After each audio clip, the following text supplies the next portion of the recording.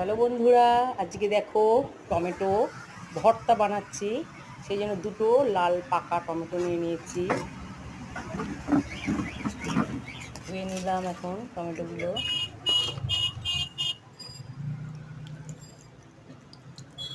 ধোয়া হয়ে গেছে। টমেটো টুকরো কেটে নিয়েছি। এইবারে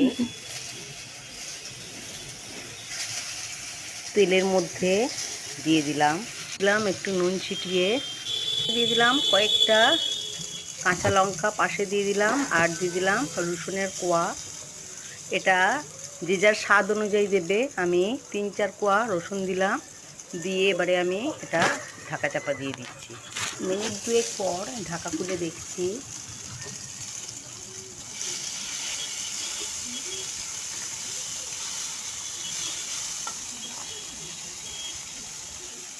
টমেটোগুলোকে একটু উল্টে দিচ্ছি।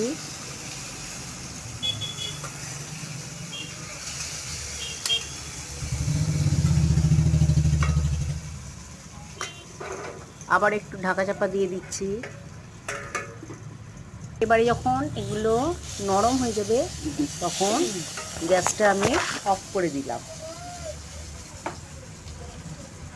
এবারে আরেকটু আমি এটা চাপা দিয়ে রেখে দিচ্ছি ঠান্ডা হওয়া পর্যন্ত। তারপরে এটা প্রিপারেশান আপনাদের সামনে আমি দেখাবো। ছাড়িয়ে নেবো, কারণ এবার ঠান্ডা হয়ে গেছে। আর এগুলোকে এবারে ভালো করে দলে নেব। এখানে রসুনের কোয়া দিয়েছি, কিছু কাঁচা লঙ্কা দিয়েছি, আর বেশ করে পেঁয়াজ দিয়ে এটাকে এখন মেখে নিচ্ছি। এতে আমি লবণ দিয়েছিলাম, তো যদি লবণ দরকার লাগে তো সামান্য পরিমাণে নিয়ে নিচ্ছি। দেখো এটাকে আমি এখন খুব সুন্দর করে ডলে নিচ্ছি। সুন্দর করে এটা দলা হয়ে গেছে। আর এই টমেটোর ভর্তাটা গরম ভাতে খুব ভালো লাগবে।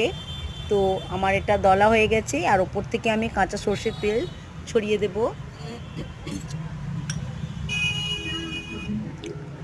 আমি লাঞ্চের থালা রেডি করে নিয়েছি। গরম ভাতে টমেটো ভর্তা দারুণ লাগে।